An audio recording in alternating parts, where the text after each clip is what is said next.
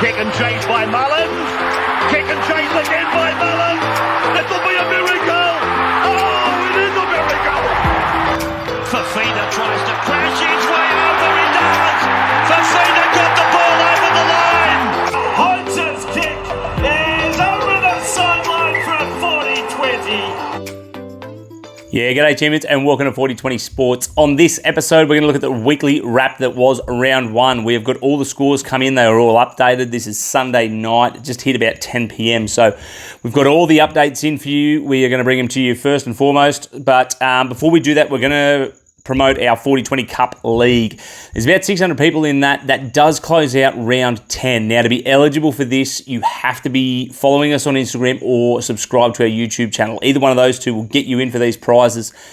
First three take-home prizes in the 40-20 Cup. First prize is $500. Second prize, $250. And third prize is a merch pack. So please get onto that. We've got 600-something people in there. That's about what we had this time last year. Lockout for that is round 10. So please jump on that and get in there. Also, if you're not liking us and following us on Instagram, please go along to that. That's a lot better way to interact with people. It's a lot easier to get messages as well. So if you've got any questions or queries or anything like that, please jump on our Instagram and give us a follow and send us a message. We'll get to you, no doubt, as soon as possible. Righto, we will get straight into it. The first game of round one on the Thursday night, there was the Roosters up against the Broncos. The Broncos way too good for the Roosters, 50-14. That means the Roosters no chance of winning the comp after the 50-point rout there that the Broncos give them. Surprisingly, the Roosters got the first try there. We sort of weren't expecting that, but from downhill, it was there on. The Broncos just looked too slick, too quick. Madge, there was a lot of talk about is Madge going to be the right person up there at the Broncos, but he's got them looking fit and firing, and he's got them looking sleek as well. A couple of questionable ins for the Broncos team that were coming in, the likes of Jack Gajewski, Shibasaki, and whatnot. A couple of other those boys, Brendan Piakura getting left out, and Paddy Carrigan going to front row, Hetherington into lock. Like a little bit of moving around, but geez, they looked good. Everyone looked good. They looked in position. It was good to see the Broncos outfit outshining the Roosters. The Roosters, unfortunately, I think they've got a bit of a long season ahead of them. I sort of backed them and thought they just have way too much class in that side for how this could all play out. But yeah, they look really slow in attack. Chad Townsend doesn't really cut the mustard. I'm starting to wonder whether Chad Townsend sort of checked out, up there at the Cowboys. Got signed on as the Roosters. He was never signed on as their first choice halfback. They always had Sam Walker when they signed on. Maybe he thought, I'll go there and play a bit of cup, and he's checked out a little bit because he's been well off the pace. Hasn't been really leading that side around during the trials, and in round one, that's really shown. But anyway, we're here for the Supercoach stuff, so we will get into it. For the Broncos there, Adam Reynolds is the top scorer with 105. He just had everything on a dime. The 28 points in kicking goals alone was really nice. 36 points in try assists, so 3 try assists there. Try contribution, there's line breaks, there's 2 forced dropouts. Look, only the 3 points in runs and 18 tackles, which is, we sort of expect that from Adam Reynolds. When the Broncos go on a bit of a rout, he scores really nicely, but again, his base isn't quite there. 105 is good. I don't know how many people started with him, though. Payne Huss, 104. He was instrumental in what he was doing. Nice little offload to Corey Paix. Got him the try. He got the try assist and a line break assist there, but his meters and his work rate in the middle was insane. 11 tackle busts, 16 points in offloads. 4 offloads. That is 21 tackles, which is decent considering they had all the ball as well. You've got to account for that. And 24 points in hit-ups. Look, he looks phenomenal. His ability to break the first defender, like the tackle bust, 11 tackle busts for the game, is just absolutely awesome. You don't really see that too many in these big front rowers anymore, but there is a handful of him for Supercoach, but he is one of the best. Reece Walsh, try assist, could have bagged another one. He absolutely dudded a try there, so people will be a little bit gutted that have him, as like me. Jesse Arthurs with the 94, he looked really, really good out on that left-hand side. We will get on to Paddy Carrigan, 93. Look, he did that with a try assist, a line break assist, and then the rest was just work ethic. 42 points in runs for Paddy Carrigan. Had the 2 offloads, 2 tackle busts, 20 tackles. Look, I know they had a lot of ball, which is why he's obviously got 40-something points in runs alone, but that's there's a bit of a conversation that needs to be had if he keeps those sort of numbers up.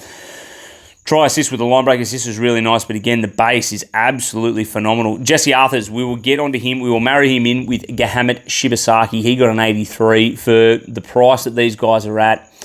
Jesse Arthur's low 300s, Gahamet Shibasaki 230k. They looked unbelievable on the left-hand edge there, coming off Benny Hunt's edge.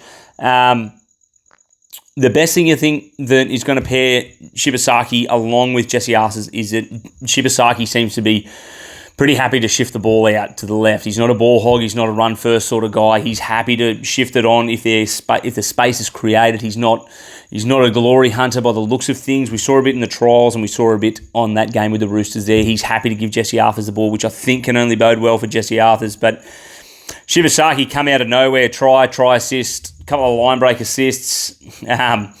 21 points in runs, which is decent, and the 10 tackles. So he's looking at a 30-something base, which, that's pretty decent. If he's 230k, I'm not sure he is a guy that we'll start with every week, but the 83 is bloody nice.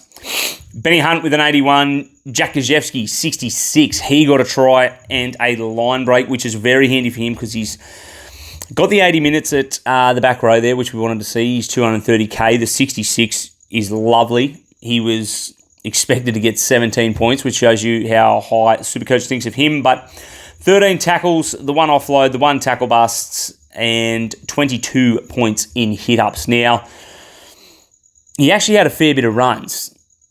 He's got here 14 hit-ups where he didn't create the 8 metres, which is, it's very important to get those 8 metres because they're double points basically for a hit-up. You get an extra 2 points for that. He had 14 runs where he didn't make the 8 metres. If he can sort of improve on that, I just think that's a lot of points left in the tank. Maybe he just needs to get a bit more on the front foot and Benny Hunt can give him a bit more decent ball and he'll go from there. Corey Pakes with a 56. Nice little line break and try for him, which is lovely to see. Near bottom dollar cheapie. The unfortunate thing for Corey Pakes is he looks to have a bit of a timeshare with Billy Walters. Only got mid-40 minutes, so we need to watch that with Corey Pakes there. Kobe Hetherington, 55 points. Got a nice little line break. But again, 17 points in tackles, 6 points in tackle busts, 2 line breaks they've given him here, and 15 points in hit-ups. Not as... look, it's a decent base, but not as much as what we probably thought. Again, they had all the ball, only making 17 tackles. He's more of a tackling machine than anything else, Cody Hetherington. So, again, 55 points. You will take that every day of the week. Apart from that, not a great deal going on. Brendan Piakura with one of the worst scores in Supercoach history, minus 11, but he was coming from the bench. So if you had him, you may want to think what you're doing. For the Chookies there, Robert Toya, he top scores with a 90. Look, his defence is woeful. I think a lot of that has to do with Chad Townsend inside of him, but his edge, the Knights peppered him in the trials. The Broncos peppered the shit out of him in round 1. I like the 90. I love the 90, but I'm very sceptical on how long Robert Toya has that position. Nwanganitawaze, defence was pretty poor in the trials as well, but he seems to have shored himself up a little bit better than what Robert Toya has. That edge is now 2 weeks in a row been very, very leaky. Got 2 try assists, 11 tackle busts, which is good to see. We knew he had that from his New South Wales Cup stats. The 1 line break, 1 try assist, and 17 points in runs. So look, a 37 for base. 49 for base and power, if you're counting that in with the 12 tackle busts. No offloads, unfortunately, but he does have that sort of thing in his game as well. We need to watch out for that. Coming down, Dom Young with a 63, not well owned. Nwanganitawaze, 57. Look, I was sort of off him at the start of the year. I bagged him a little bit, thinking that his defence wasn't up to scratch. He was good. A 57 from Nwanganitawaze, no real attacking stats there. He had 10 tackles, 6 tackle busts, 3 offloads. He did get 1 line break, which is good for him, but 17 points in runs, again, in a team that had barely any ball. I'm sure you can see that grow, but the big thing for me that I like, 6 tackle busts into 4 offloads. All of them effective offloads, which is good. He gets the maximum 4 points each for those. So, look, Nwanganitawaze, I was a bit of a hater on him, but 57, I think, without any major attacking stats like a try or a try assist, did get the 1 line break, but again, 57 points, I think that's decent. Crichton, 55. Connor Watson, if you started with him at hooker, it was a little bit disappointing. No attacking stats from him, but 55 points. Doesn't get the full 80, which is a bit disappointing, but when he was out there, 42 tackles, 2 tackle busts and an offload.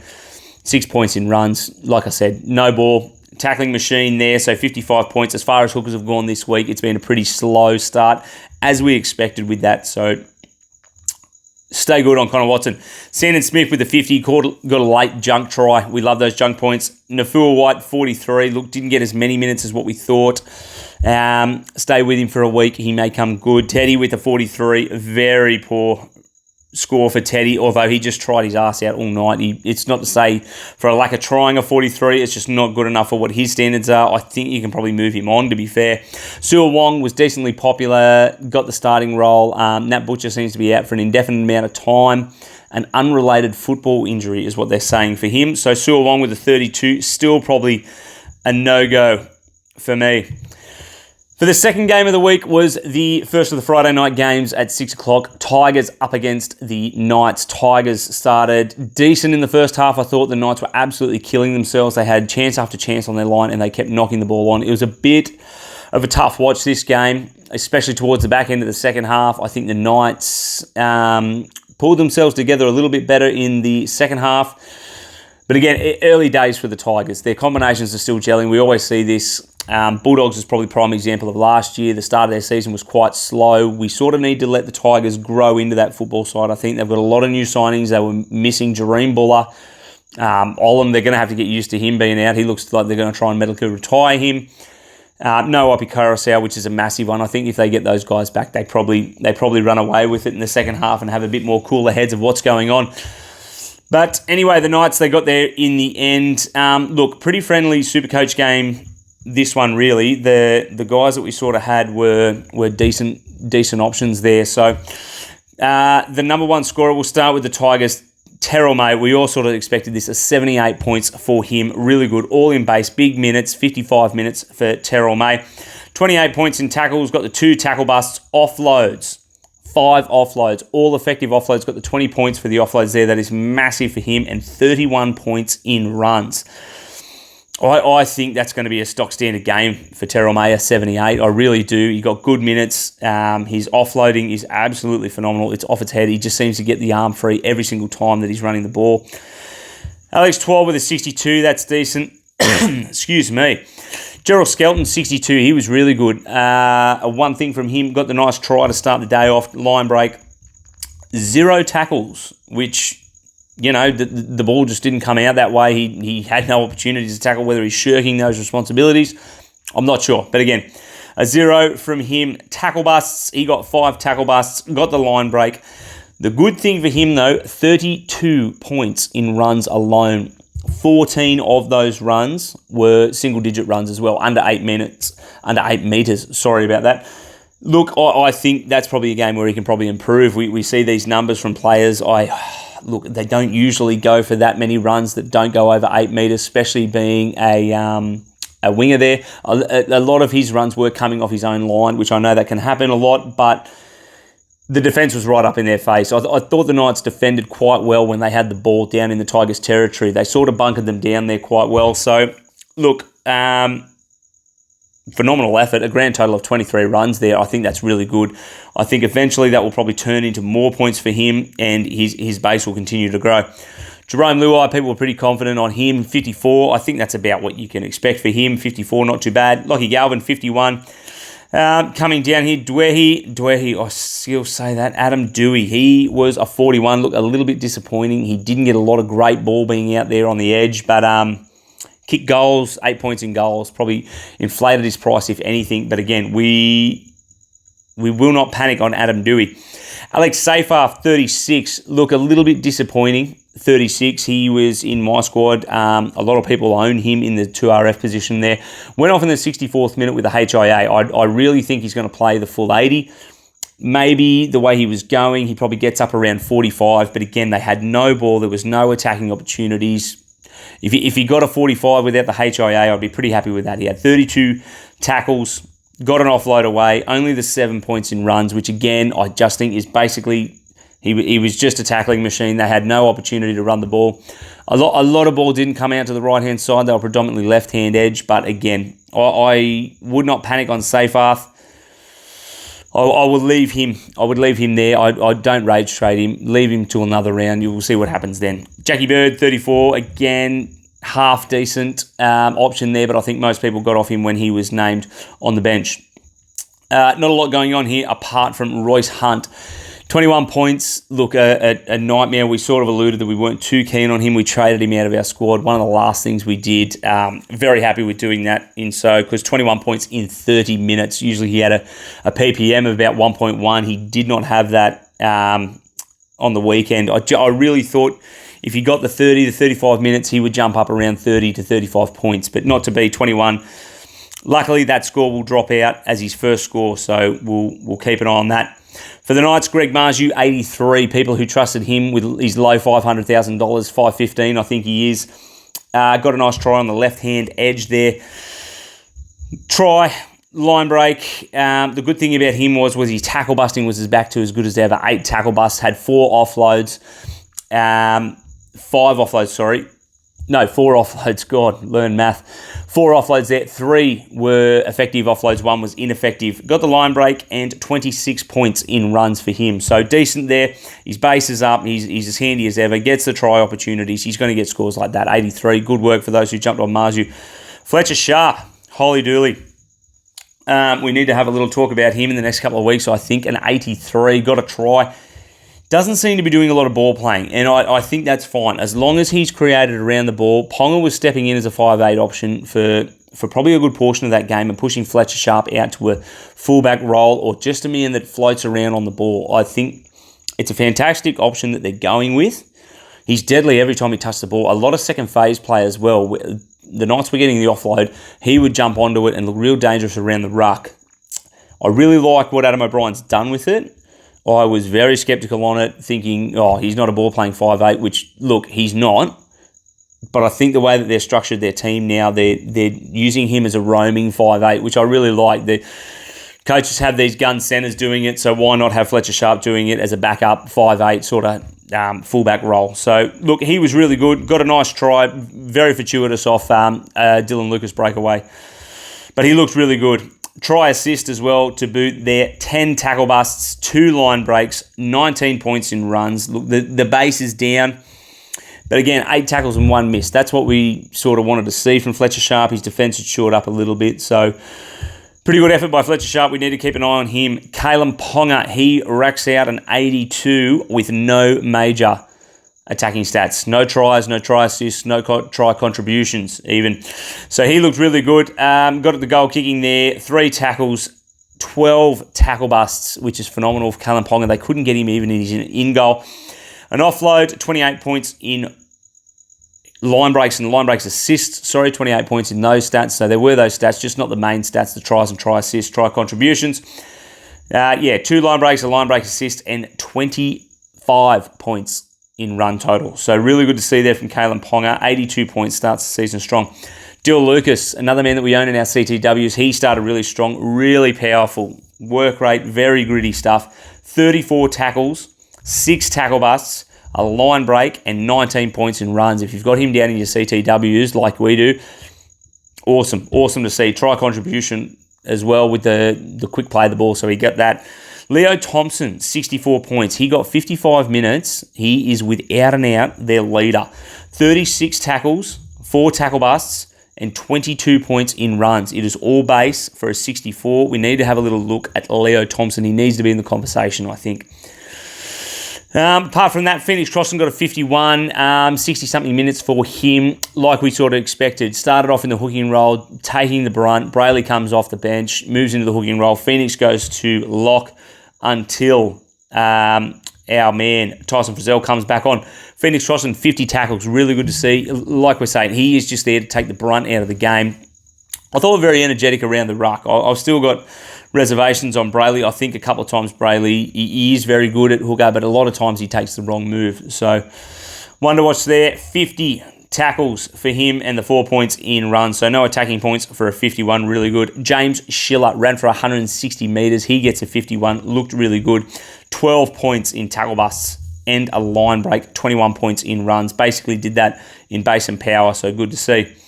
Apart from that, Bradman Best, 40. He could have easily got 140 if he could hold on to the ball. Look, apart from that, not a great deal going on. Cogger, not much of an option, but 27 for him, a pretty down night. On to the Rabbitohs Dolphins. Look, it was a pretty scrappy game here. Not anything really to write home. The Rabbitohs end up etching the Dolphins out. 2-point winners. Just a stock standard first round rugby league game here from the Rabbits Dolphins. So, look, from the Rabbits, Jai Gray with a 77 was the best for them. He is a little energizer bunny. He brings, the commentator said it, he brings a totally different dynamic to that Souths team. Obviously not as powerful and as influential as what a Latrell Mitchell is, but again, he just a workhorse, absolute workhorse, Jai Gray. Got a try assist, try contribution, 5 tackle busts, an offload, line break assist, 38 points in runs. So loves doing the dirty work there, old Jai Gray. Keon Koloamatangi got a 65. Not sure how popular he is, but a 65 is really good as well. Tyrone Munro, 64. Looks to have done a shoulder injury. He got 64 at halftime. He was on fire with 2 tries. Unfortunately, he has succumbed to that shoulder injury, so not sure what's going on there. Humphries with a 55. Pretty decent try assist. Was kicking goals as well. That probably will not last when Latrell Mitchell comes back into the fray, but 28 tackles for only 8 points in runs as well. Nice little offload, which helps. Talis Duncan, 49. Not much going on there. Lockie Hubner, 45. Got 60 minutes, which is fantastic to see. Look, not a lot going on with him either. A good little cheapie at 230k, but he is very meat and potatoes. My man, 35 tackles. 16 points in runs. That's it. That's all they got. That's done. Sorry, 1 tackle bust. But again, look, he just up and into him straight in. He wasn't afraid to give the old teammate Herbie Farnworth a bit of lip, which was nice to see as well. He's got plenty of aggression in his game. Campbell Graham with a 44. Look, not much you could have expected more from him being his first game in about a year and a half. He did get 3 offloads and 33 points in runs, so his base is really good, although he did move out onto the wing when Tyrone Munro come off, so he basically had 5 tackles at halftime. That stayed there for full time. Peter Mamazelis, 37. He is our first-choice hooker, along with a lot of people's first-choice hooker. Wow. First-choice hooker, I believe. But, look, Wayne Bennett, typical hooker, just doesn't like him running. 36 points in tackles. 4 points in runs. But the runs just weren't there for him, the poor fella. 37 points, didn't get the 80 minutes, got 60-something minutes. But again, at 300k, 37, it's value, basically, and that's what we look for at the start of the season. Cody Walker, very disappointing, 28. I actually thought he had a decent first half, and to see him on 20-something at halftime was a bit disappointing. But anyway, people who've gone him will feel a little bit left behind in the game with some of the other scores that have occurred during the week there at 5'8". For the Dolphins, look, they were pretty decent. They started the game very flat, but I suppose a little bit about the old cyclone and change of tactics there with them coming down to Sydney may have affected their preparations a little bit, although these guys are professional, so I'm not sure if it would have. Jermaine Asako, top scored, getting 2 tries. He got 96, just shy of a ton there for him. 5 tackle busts, 4 tackles. He got 1 offload, 2 line breaks, and 26 points in runs. Jermaine Asako's base, you can never doubt it, but again, very good from him. Got the biggies, got the 2 tries on the edge there, so 96 points for him. Max Plath was the tip of the hookers for round 1, getting an 83. Got the try line break, 39 points in tackles, which is really good to see, and 16 points in run. Look, I was a little bit sceptical actually on the whole him running out on the left-hand edge there for the Dolphins, but got the 80 minutes.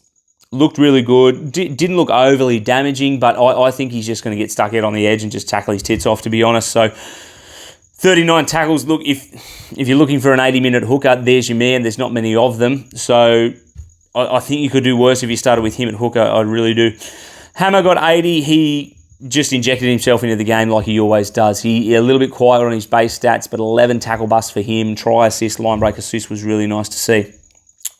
Herbie Farnworth. I am starting a petition for justice for Herbie Farnworth. 65 points for him. He got a try contribution for basically it's highway robbery, what I believe.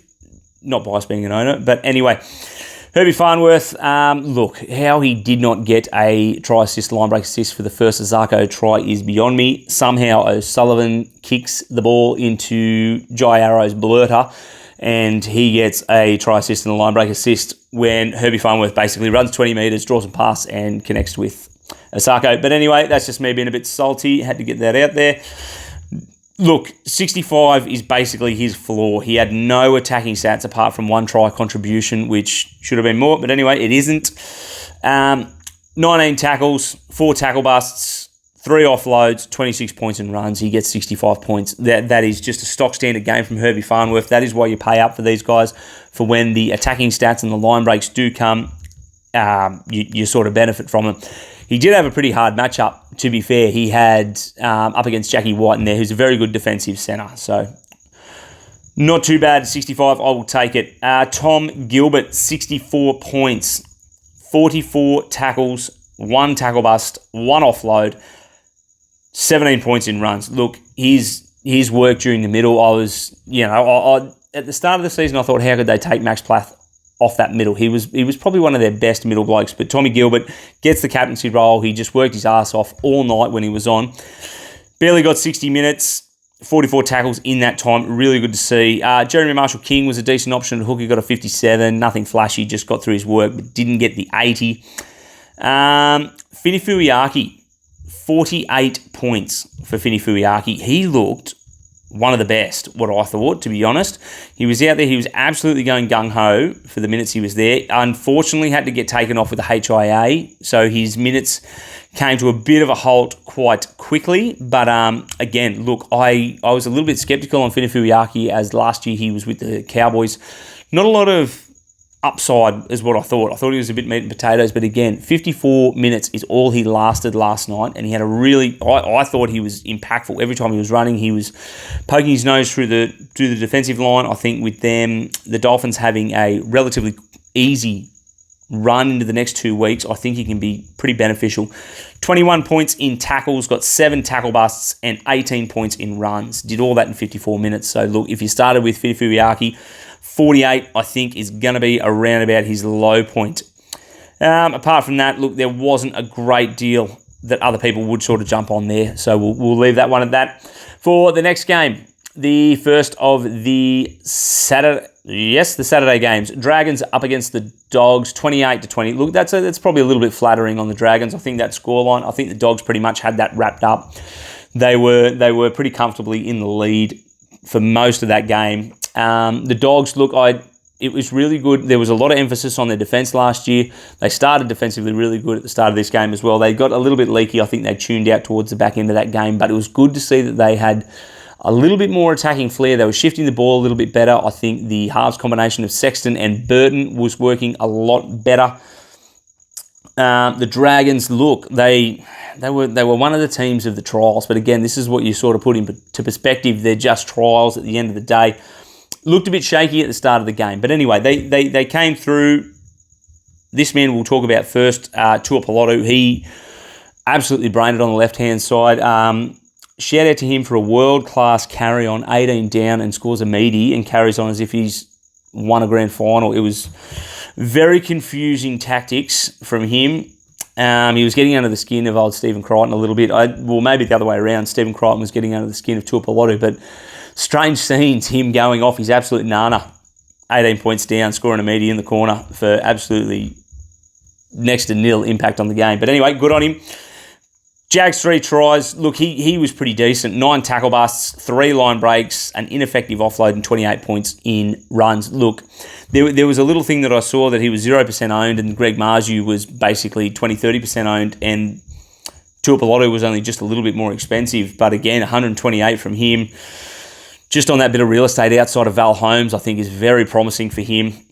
Look, I think against easy oppositions, these are the sort of the games that this guy's going to have been on that real estate outside Val Holmes. So good to see. Clint Gutherson had the ball on a string, 113 for him. He looked really, really at home. But again, these were sort of points he was getting towards the back end of the game where I think the Dogs had switched off a little bit. 3 try assists for him. Had about 4 or 5 line break assists, a line break, had 3 offloads, 2 tackle busts, and 22 points in runs. It was just like a typical Clint Gutherson-inspired run. I think that the halves being a little bit less dominant is going to give Clint Gutherson a little bit more ball. I really think we need to watch him coming into Origin period. Getting these 113s, I'm not sure what his draw looks like coming into the Origin period, but if he plays that sort of role where he is the main playmaker, a bit like Kalen Ponga, I'm not saying he is Kalen Ponga, but a bit like that role where he doesn't have 2 dominant halves, Flanagan and Ilias, they're very so-so as halves. They may rely on Gutherson a little bit more than what we expect. Val Holmes with a 70. Look, criminal. He got 3 try contributions, not one of them leading to a try assist. So opportunities are there, especially with Tuipulotu, who's a very good finisher out on that left-hand edge. We will sit back and wait for those. 12 tackles, 6 tackle busts, 2 offloads, a line break, and 16 points in runs. For a team that didn't have much ball going on, I think he only had 1 run in the first 16 minutes to 17 minutes in that game. So 70 points for him is decent. Jacob Little, 69 points in about 25 to 30 minutes. So that was pretty interesting to see. Toby Couchman, 69 points, 44 in tackles, 3 tackle busts, an offload, and 20 points in runs. Look, it looks decent. He is dual 2RF front row forward. It all looking very fancy. He's 483k, but his brother went off with an ACL injury in 7 minutes, so it inflated his minutes. I think he played about 70 minutes, Toby Couchman, which is insane. He's not going to do that every single week. Mr. Meat and Potatoes, old Couchman. 1 offload, which is sort of nice to see. 3 tackle busts, which I suppose is decent. But again, there's not much else going on from Couchman there. 69 points is good, but please don't jump on him thinking he's going to be this world beater that gets 70 minutes every game. I don't think that's going to happen. I think that'll crunch back down to about 50, 55 minutes, and then we'll have a look at what he is scoring then. The bloke we had in for Royce Hunt, Emre Gula. Again, I thought he was going to be at about 55 minutes to 50 minutes, somewhere in that sort of range. He got the 54 minutes. I'm not sure if he's going to get the 54 minutes every single week, but Ryan Couchman only playing 7 minutes. I think that maybe his minutes were a little bit inflated. He did go off quite early. Only got 20 minutes in and they shanked him. So whether they're trying to keep him fresh, I'm not really sure how that rotation is going to work out. But 44 tackles, a tackle bust, an offload. Only the 13 points in runs, which is a little bit concerning, but the 44 tackles is good. He did, however, have 3 penalties against his name and an error. So 8 points he lost there in that. Maybe he could improve by cutting a little bit of that scrappy stuff out of his game. Sully, 45. Cook, 42. Our man, Hamish Stewart, we started with this man as a bit of a smoky. Again, 40-something minutes, I think, purely.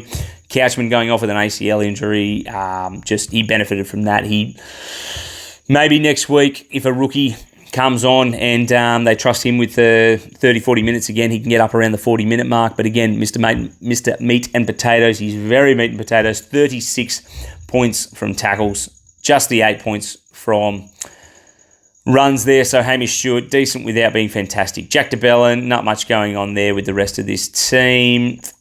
Yeah, that'll about do it for them. For the Doggies, Satili Tupanua, the man we told everyone not to go near, gets 100. He scored 2 tries right under the sticks. Bloody hell. I'll bet you the Chuggies had a man like him on their side during the weekend. But anyway, look, his attacking stats, they won't last. They won't be there forever. The round 1 score, it'll fall out of his side instantaneously in round 4. So look, he's not a guy I'm jumping towards. He only got the 42 minutes, which isn't great. He coming off the bench. Maybe he gets a little bit more minutes if he continues doing stuff like this. But again, 40-something minutes. In those 40 minutes, the base stats aren't that great. 9 tackles. Had a lot of hit-ups, though, 29 runs. But again, look, I think Satili Tupanua will be about a 40, 50-point average on the season, especially if he only gets 40 minutes. But again, he can find the line. So it was really good to see that. If you took the gamble on him, well done. I'm not sure it's going to last, but well done. Connor Tracy with a 90. Look, he looked really good. Had a ton of runs, ton of attacking opportunities. This is what we sort of wanted from the Dogs, to have this guy out the back. He's had a full preseason of fullback now. He didn't get that last year. Try assist. 6 tackle busts, a line break assist, and 30 points in runs. So super busy there from Connor Tracy. The good thing about Connor Tracy is you can get him in your CTW. He's reasonably priced at 587k. So, look, I think another one of these guys like Clint Gutherson, if he starts producing numbers like these around Origin time, we could be looking at him. Kick out, look, he has these games in him. 84 points for him. Had 2 try assists, though, in that. Had 24 tackles, which is good. The 3 offloads, 2 line break assists, only the 13 points and runs. That is typical kick out game where he gets some points, goes nice and high. Burton, 58, he was decent without anything really going on there. Maxi King, with a 54. Jacob Preston, look, 49 is not great. It's not horrible, but it's not great. There were no attacking stats there. 28 tackles, 3 tackle busts, and 20 points in hit-ups. I think that is Jacob Preston's flaw. I think their attacking opportunities are going to come. He didn't see a lot of ball was all that happened there. I would not be looking at rage trading him. If he gets you a 50 every day of the week, then I'm happy to run with that. Apart from that, Kurt Mann, 42, he's not really relevant. Reid Marnie, 20, very poor for anyone who started with him. I'm not sure how highly owned he is, but again, pretty average from him. Stephen Crichton with a 20, yuck, although he is not very Supercoach relevant at all either. Seagulls versus the Cows will be our next game, the late game on Saturday. That one, the Seagulls. My goodness, didn't they start red hot? A fantastic first half by them. Tuned off a little bit in the second half, but you expect that from teams that are up by 30, 40 points at halftime. 30-something points at halftime. The Cows, look, we've got some worries with them with some of their rookies if they produce that sort of action and that sort of stuff, although I'm not saying it was their fault. I think Duffy was hard done by. I think Purdue, tough edge to come up against. Ola Kawadu, Cherry Evans, Ruben Garrick, Saab. It's a horrible place to be out, especially at Four Pines on a Saturday night when it was it was meant to rain, but it was a reasonably dry track. I thought the Seagulls were very good, considering they didn't trial. They had no real ticker under their legs, although Tommy Trbojevic got interviewed after the game, and he talked about, it's not that big a deal that they didn't trial. Their team has played together for so many years. They've got the nucleus of their team together, which is very true, and basically Seabold was just whipping the shit out of them in the days that they were meant to be having a game, where the other players were having a trial game. So anyway, we'll get stuck into them for the Seagulls. The old man, Father Time, slows down for no man except Daly Cherry Evans, 130 for him. He gets a try, 2 try assists, a try contribution, 19 tackles, 4 drop out and offload, 4 tackle busts, 2 line breaks, 2 line break assists, and 13 points in runs. Look, Ches looked really good. He controlled the tempo of the game. Again, I think that left-hand edge of the Cows is very, very suspect. I'm not sure how long that is going to last out there the way it is. But Ches 130, he just found the weaknesses and he exploited it with his outside guns, along with Tommy Trbojevic run through the middle, which is our next man and who was our captain, 113 from Tommy Trbojevic. Very happy with the captaincy choice there. 2 try assists, try contribution, 0 tackles, but 3 missed, 7 tackle busts, 2 offloads, 1 line break, 4 line break assists, which is absolutely ridiculous. And then he had 32 points in hit-ups. So look, the most promising thing I think out of that is the 32 points in hit-ups. He wasn't shirking his responsibility. I saw from the first hit-up that he did, it was just a 1-out, 4th tackle, a bit like a Dylan Edwards sort of play where they get to their hands and knees, get to the kicker, hit it downfield. Tommy Trbojevic getting that, 113. Really good start to the year, especially for the 40-20 sports boys here.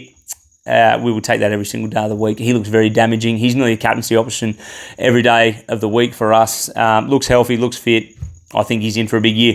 Jason Saab, 107. He can do this when he gets the opportunities out on that right-hand edge, and he took them with both hands. Hamal Olakawatu, very popular buy. Over 35% of teams had Hamal Olakawatu in there. Rewarded with 100. He got the try. 19 tackles. Oh, bloody hell.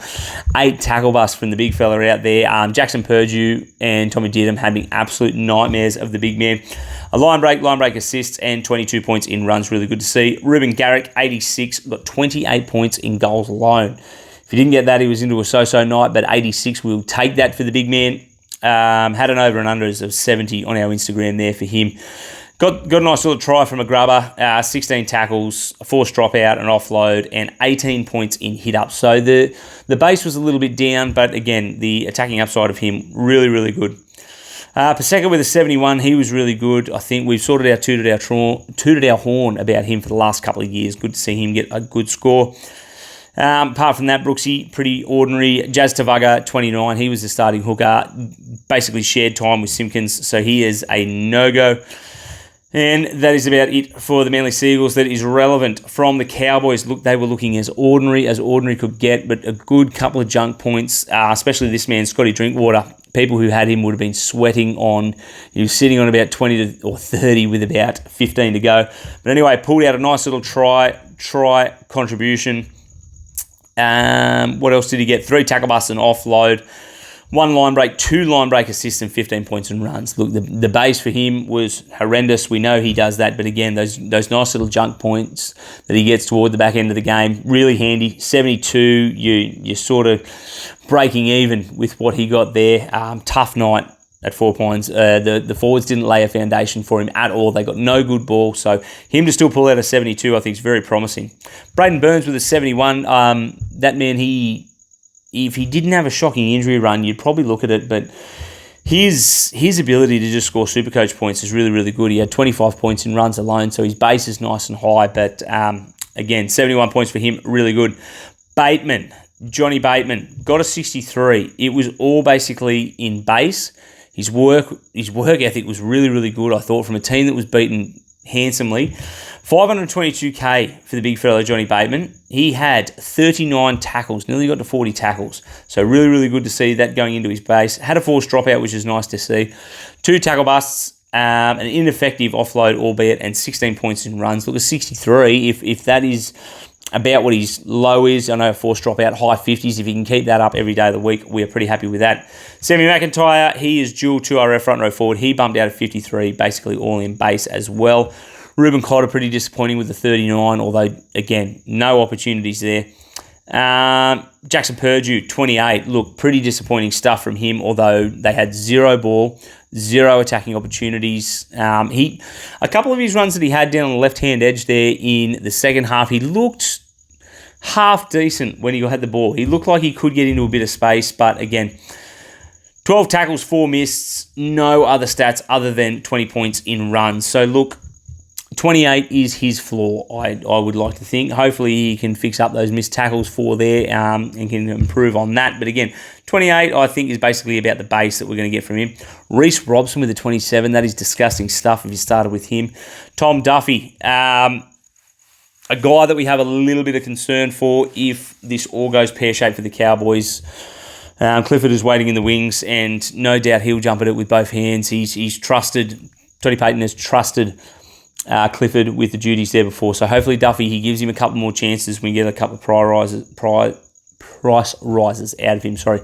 Jeremiah Nanai, 1 to note, 19. Disgusting stuff from him. 19 tackles, 4 points in runs. The man hates a hit up. You heard it here first. He hates him.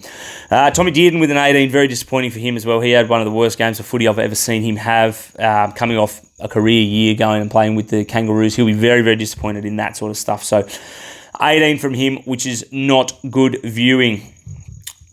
On to the last one, an absolute bloodbath for your Sunday afternoon. The Storm, 56-18 winners over the Eels. I think Craig Bellamy did Parramatta a few favours with taking off a couple of his guns towards the back end of that game there. Look, the Eels were shot. It was very hot down there, apparently mid-30s sort of thing. It was the hottest game ever played down in Melbourne, I believe. But again, that's no excuse for how they came out the blocks. They just got absolutely trounced. They lost a wave of possession due to knock-ons, penalties, missed tackles, giving away 6 agains. The Storm took it with both hands. You cannot give these guys. These guys are the premiership favourites, and for 56 points in the round 1, it is very evident why they are looking the goods. Ryan Pappenhausen, 131. If you started with him, congratulations. I think the round 2 bye sort of scared everyone off that, but 616k, pumping out 131. Is Pappy back, or were the Parramatta Eels just off? We don't know. We'll get a couple more weeks to look at him before we can make our decision with that. 2 tries, a try contribution, 3 tackles, 10 tackle busts, which is massive for Ryan Pappenhausen there.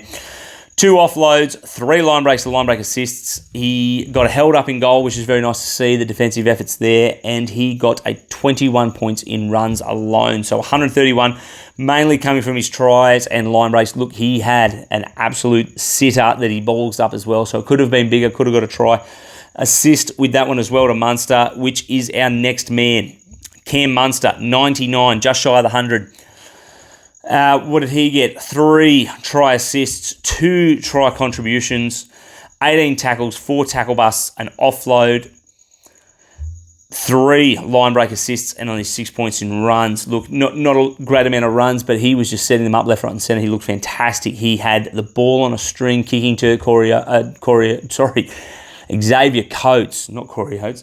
Xavier Coates out on that left-hand wing. Jerome Hughes didn't score overly well, but again, Cam Munster, I'd be watching that one with Jerome Hughes. Scored 65, but again, not sure he's the number 1 man for this year now that Cam Munster is firing and fit. He wasn't today either. Anyway, 99 points there for Cam Munster, really good. Nick Meaney with a 98, fantastic to see. He got 32 points in goals alone as well. Our next man, Jack Howarth. Holy dooly. 2 try assists, 8 tackles, 8 tackle busts, 2 line breaks, 32 points he scored alone in runs, which is phenomenal. His run rate is absolutely off the charts. He had the most run meters out of anyone in that game, 240 run meters for Jack Howarth.